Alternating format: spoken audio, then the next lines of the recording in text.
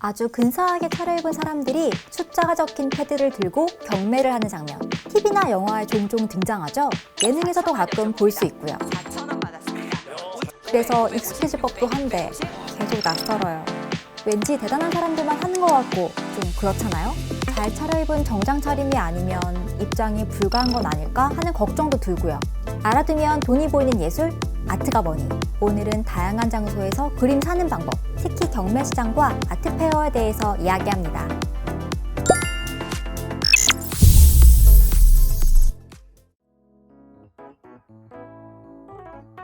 경매 시장은 적게는 수백만 원부터 많게는 수억 원에 이르는 다양한 작품들이 나오는 만큼 재미있는 일화도 많습니다. 작년 5월 소더비 경매에서는 모네의 수련이 789억 원에 팔렸어요. 그런데 이 그림, 삼성과의 고 이건희 회장이 기증한 이건희 컬렉션에 있는 것과 거의 비슷한 작품인데요. 크기와 구도도 같고 제작 시기도 유사해서 경매 전부터 주목을 받았었죠. 이 경매를 통해 이건희 컬렉션의 수련도 기증되지 않고 경매에 올랐다면 800억 원에 달하는 금액에 팔릴 수도 있지 않았을까 추측해볼 수도 있어요. 또 4화에서 이야기했던 김한기 작가의 우주가 132억 원이라는 엄청난 가격에 낙찰됐다고 했었잖아요. 이 작품이 경매로 나온 이야기도 재미있는데요. 크리스티가 책정한 우주의 예상값은 약 72억 원이었고 시작가는 57억 원이었어요. 그런데 초반부터 전화 응찰 경매가 불붙었고 한 번에 2, 3억 원씩 값을 올려 부르는 덕에 5분 만에 100억 원대를 넘어갔죠. 경매는 약 10여 분 동안 33차례 경합을 거듭했고 결국 신원 이상의 외국인 전화응찰자가 주인이 됐다고 알려져 있습니다. 이 작품은 김한기 작가의 오랜 지인이자 작업의 후원자였던 재미교포 의사 부부의 소장품이었는데요. 1971년 작가의 개인전에서 구매해 40년 이상 가지고 있었다고 해요. 그런데 크리스티 측에서 이 사실을 알고 3, 4년간 꾸준히 경매에 내놓을 것을 설득했대요. 그 끝에 경매에 나온 작품인 거죠. 우주가 경매에 나온 건 처음이라고 합니다. 처음 나온 경매에서 무려 132억 원이라는 거액에 낙찰된 엄청난 작품이 된 거죠. 미술 역사상 벌어진 초유의 사태이자 도발적인 이벤트를 벌인 얼굴 없는 화가도 있습니다. 바로 뱅크시인데요. 2018년 소더비 경매에서 뱅크시의 그림 풍선과 소녀가 나옵니다. 그리고 이는 경매를 통해 104만 2천 파운드, 약 15억 원에 팔렸죠. 그런데 판매 직후 갑자기 작품이 갈기갈기 찢어집니다. 마치 파쇄기에 넣고 간 것처럼요. 현장에 있던 사람들 전부 다 놀랐죠. 다음날 뱅크시는 SNS에 당시의 영상을 올리며 자신의 소행임을 밝혔는데요. 사실은 뱅크시가 액자에 미리 파쇄 장치를 설치해 둔 거예요. 이 정도 광기는 있어야 세계적인 아티스트라고 할 수 있을까요? 아무튼 그가 이런 도발적인 일을 벌린 데에는 돈 있는 사람들끼리 경쟁해서 미술품의 가치를 올리는 경매 행위에 대한 비판의 의미가 담겨 있었을 거예요. 더 놀라운 건 그가 이런 소동을 벌일수록 그의 작품 가격은 더 오른다는 건데요. 그로부터 3년 뒤 그림의 절반이 파쇄된 작품이 다시 경매에 나왔는데 기존 가격보다 18배 높은 304억 원에 낙찰됐거든요. 참 희한하죠? 요즘 신규 컬렉터들은 작품을 구매할 때 경매를 가장 선호한다고 합니다. 갤러리는 가격 리스트를 받기도 어렵고 갤러리에서 제안하는 제안가를 받아들일 수밖에 없어서 투명하게 시세를 파악하기가 어려운데요. 경매는 마트에서 물건을 살 때처럼 가격이 투명하게 공개되거든요. 또 작가의 이름이나 연차, 작품의 연식, 희소성, 동일한 작품의 이전 경매가 등을 바탕으로 추정가가 나와 있고 추정가를 토대로 낙찰 예상가도 알 수 있어요. 그래서 많은 이들이 경매에서 그림을 사는 게 더 명확하다고 생각하죠. 경매를 진행할 때는 꼭 알아야 하는 게 있습니다. 바로 낙찰가와 구매가인데요. 말 그대로 낙찰가는 낙찰된 순간의 금액, 구매가는 낙찰된 금액과 수수료를 합한 금액을 말합니다. 보통 수수료는 15에서 25%가 붙어요. 그림을 1억 원에 낙찰받아야 한다면 수수료로 내야 하는 금액은 최대 2,500만 원 정도인 거죠.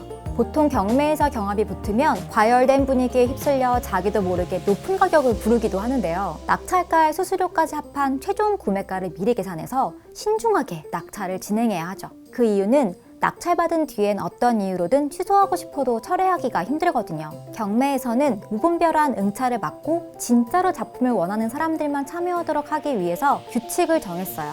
응찰자가 낙찰을 받은 후에 철회하는 행동으로 경매회사의 금전적 손해나 작품에 대한 이미지 손해의 발생을 막기 위한 거죠. 그래서 미술품 경매를 시작하기 전에 경매 참여자는 응찰 등록 신청서라는 걸 작성하는데요. 서울옥션의 응찰 등록 신청서에는 이런 내용이 적혀 있습니다. 낙찰자는 낙찰을 철회할 수 없고 부득이 철회하는 경우에도 경매일로부터 7일 이내에 서면 인사를 통보하고 낙찰가의 30%에 해당하는 금액을 위약벌로 납부해야 한다. 철회에 관해서는 국내외 차이는 있겠지만 일반적으로 페널티 금액이 발생하고 심할 경우에는 블랙리스트에 올라가기도 합니다. 그렇다면 작품을 낙찰받은 뒤에 컨디션 불량인데 환불하고 싶어요 같은 이유로 환불받을 수 있을까요? 경매회사는 경매에 나올 작품의 컨디션 체크를 위한 프리뷰 전시를 엽니다. 그러니까 경매가 시작되기 전에 미리 전시를 여는 거예요. 작품의 상태를 정확하게 점검하기 위해서죠.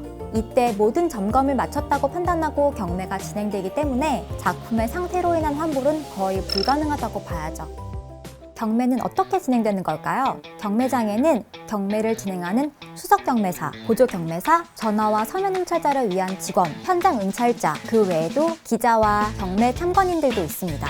이들이 미리 방문하겠다고 예약한 사람들일까요? 그건 아닙니다. 누구나 경매 현장을 방문할 수 있고 누구나 참여할 수 있죠. 그렇다고 아무나 응찰을 할 수 있는 건 아닙니다. 경매에 참여하겠다고 신청한 뒤 부여받은 패드를 들어야 응찰이 가능하거든요. 따라서 아무나 볼 수 있다고 영화에서처럼 대참사가 벌어지진 않아요. 왜 영화를 보면 머리나 코를 만지다가 의도치 않게 거액의 작품을 실수로 낙찰받는 장면도 가끔 나오잖아요. 그런데 실제로는 그런 일은 없다고 보죠. 그런 사고를 미리 방지하기 위해서 패드를 드는 사람만 응찰로 보니까요. 경매장을 보면 사람들이 세 파트로 나눠 앉아있는 것도 볼 수 있는데요. 자신이 직접 참여하는 현장 응찰자를 기준으로 한쪽에는 전화 응찰자, 다른 한쪽에는 서면 응찰자가 앉아 있습니다. 전화 응찰자는 자신이 직접 참여하지 않고 경매회사 직원과 통화를 하며 대리로 진행합니다. 만약 바쁘거나 내가 그림 사는 걸 알리고 싶지 않은 유명인이라면 현장에 오지 않고 전화 응찰로 진행할 수 있겠죠. 서면 응찰은 경매 시작 전에 원하는 작품과 최고 한도를 정해서 미리 접수하는 거예요. 전화, 서면, 현장 등 거의 모든 참여자가 서면 응찰을 하신다고 보면 됩니다. 서면 응찰은 장점이 아주 많거든요. 경매에 나온 그림의 시작가가 3억 원인데 화면으로 4억 원을 적어뒀다고 해볼게요. 그런데 아무도 응찰을 하지 않아서 내가 낙찰이 됐다면 미리 적어둔 4억 원을 그대로 내야 할까요? 다행히 3억 원만 내도 됩니다. 또 모든 응찰자가 동일한 금액을 불렀을 때 서면, 현장, 전화 순으로 우선권이 주어지거든요. 3억 3천 감사합니다. 서면이 3억 4천이 있네요. 어렵게 결정을 해주셨는데 서면이 3억 4천이 들어와 있었습니다. 이렇게 장점이 많으니까 경매를 하기 전에 서면 응찰을 안 할 이유가 없겠죠? 경매의 모든 작품이 열띤 경쟁 속에서 낙찰되는 건 아닙니다. 단독 응찰자에 의해 낙찰될 때도 있고 엄청난 경쟁을 통해 낙찰되기도 하죠. 또 출품된 작품이 낙찰되지 못하고 유찰되기도 하고요. 보통 수백 점의 작품을 가지고 경매를 진행하기 때문에 한 작품에 많은 시간을 줄 수가 없어요. 짧으면 30초에서 길면 5분 정도죠. 그래서 모든 작품을 판매하는데 2~3시간이 걸리기도 합니다. 작품 수가 워낙 많다 보니 빠른 속도로 진행되는 게 특징이죠. 인기 있는 작품에는 여러 명이 붙어서 경쟁하니까 경매사가 가격을 부추기기도 합니다. 4억 5천만 원 나왔는데 4억 7천만 원 있으실까요? 지금 전화 응찰 들어왔는데 현장 고객님들은 없으실까요? 이렇게요. 경매를 진행하다가 계속 올라가는 가격에 망설이는 사람들에게는 지그시 아이 컨택을 하면서 한 번 더 해보시겠습니까? 고민 중이십니까? 이렇게 재치 있는 멘트로 응찰 욕구를 돋구기도 하죠. 이렇게 분위기를 유도하는 게 경매사의 능력 중 하나인데요. 경매를 재미있게 만들어주고 작품 가격도 오르게 되는 효과도 있어요. 해외 유명 경매에서는 각국에서 응찰을 하다 보니 나라별 경쟁이 붙기도 합니다. 1억 2천만 원 from Korea, 1억 7천만 원 from France, 1억 9천만 원 from Swiss 이런 식으로 호가일 때 나라의 이름을 부르는 경우도 있어요. 이럴 땐 희한하게 나라별 관계에 따른 경쟁이 더 붙게 되죠. 축구 경기처럼 사이가 좋지 않은 나라가 경쟁을 하게 되면 좀 더 과열되기도 하고요.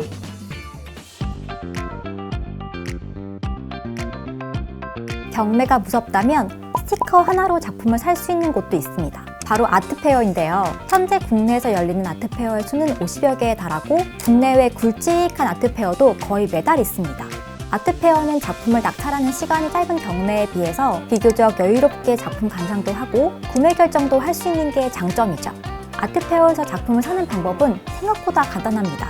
페어가 열리는 기간 동안에 바로 구매도 되고 홀드했다가 살 수도 있어요. 홀드라는 건 가장 우선순위로 구매할 수 있는 권한을 갖는 거예요. 마음에 드는 작품이 있지만 조금은 생각해보고 싶을 때 갤러리스트에게 작품 좀 홀드해주세요 라고 할 수 있는 거죠. 또 다른 장점으로는 일일이 이 작품 팔렸나요? 이렇게 물어보지 않아도 된다는 건데요. 이미 팔린 작품이거나 홀드된 작품이라면 그림 옆에 있는 캡션에 동그란 스티커가 붙어져 있을 거예요. 빨간색은 판매 완료, 초록색이나 파란색은 누군가 이 작품을 홀드했다는 뜻이죠. 아트페어는 공식 오픈 하루 전날 VIP 고객을 대상으로 먼저 페어를 진행합니다. 흔히 VIP 프리뷰 혹은 프레스데이라고도 부르죠. 이렇게 VIP들을 위해서 하루 먼저 오픈하는 이유는 기존에 구매한 고객에게 작품을 고를 우선권을 주기 위해서예요. VIP 프리뷰를 찾은 관람객의 대다수는 전문 컬렉터라면 일반 관람일에는 전문 컬렉터를 비롯해 미대생, 미대 지망생, 일반인 등 다양한 사람들이 페어에 방문하죠. 때문에 진짜 작품을 구매할 사람은 VIP 프리뷰에 더 많을 수 있죠. 아트페어에 관한 팁 하나를 드리자면 부스에 설치되어 있진 않지만 내가 원하는 작품이 있는지 물어보는 게 좋아요. 아트페어 기간 중에 작품이 판매돼서 벽이 빌 때를 대비해 다른 작품으로 대체해야 하는 추가 작품들이 분명히 존재하거든요. 근데 아트페어든 경매든 결국 돈 있는 사람들만 하라는 거 아니야? 뭐 이런 생각 드시죠? 아트테크가 좋은 건 이제 알겠는데 당장 큰 지출을 하자니 겁도 나고요. 그럴 땐 메이저 경매로 바로 시작하는 것보다 적은 금액으로 안목도 기르고 투자도 경험할 수 있는 곳에서 시작해보는 게 좋아요. 크기와 재료에 상관없이 모든 작품을 10만 원에 판매하는 아트페어가 있어요. 작년 기준으로 3회째를 맞은 을지 아트페어인데요. 작품 구매를 경험하고 미술 시장에 대한 접근성을 높이려는 취지에서 시작됐어요. 물론 100만 원짜리 작품 코너도 있고요. 또 작년에 처음 개최된 더 프리뷰 한남은 아트페어에 참가 이력이 없는 신진 갤러리와 신진 작가를 위한 아트페어인데요. 작가의 나이나 경력은 제한 없지만 1996년생 최윤소 작가를 비롯해 90년대생 작가들의 작품이 많았다고 하네요. 경매도 아트페어도 결국 돈만큼 중요한 건 깡 아닐까 싶어요. 내가 이 작품을 반드시 갖겠다는 그런 마음? 사실 옷이나 가방 같은 것들도 꼭 필요한 게 아닌 이상 살까 말까 구매 버튼 앞에서 망설이게 되잖아요. 그림도 마찬가지죠. 꼭 필요한 게 아니니까 큰맘 먹고 가도 막상 구매하기는 어려운데요. 한 번이 어렵지 두 번은 참 쉽습니다. 그리고 살까 말까 고민될 때는 사라 뭐 그런 말 있잖아요. 작품이 낙찰될 때의 짜릿함을 모두가 느껴봤으면 좋겠어요. 비싸지 않은 작품이라도 좋으니까요. 그럼 저는 다음에 뵐게요.